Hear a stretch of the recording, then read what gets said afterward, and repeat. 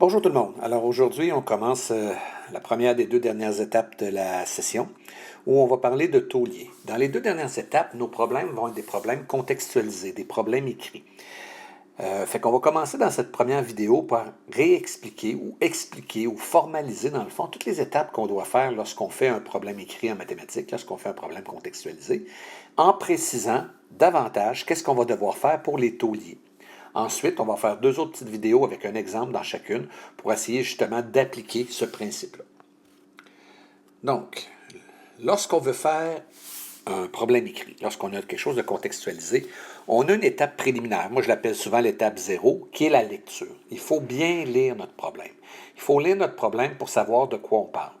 Généralement, ce que je fais, moi, c'est que je lis le problème en entier une première fois, et après, je recommence vraiment. Mais j'ai quand même lu une première fois, relativement rapidement, pour savoir de quoi on parle.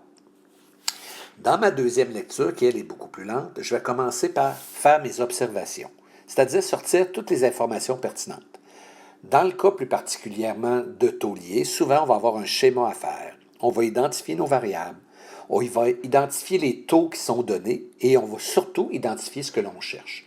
Donc, on ne résout rien ici, on fait simplement visualiser à l'aide d'un schéma et sortir tout ce qu'on connaît. La deuxième étape, c'est l'étape de mathématisation. On va essayer de trouver des relations entre les taux qu'on connaît, les taux qu'on cherche.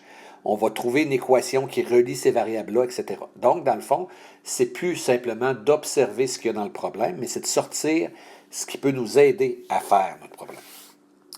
La troisième étape, ça va être de dériver toute l'équation à gauche et à droite par rapport à la bonne variable.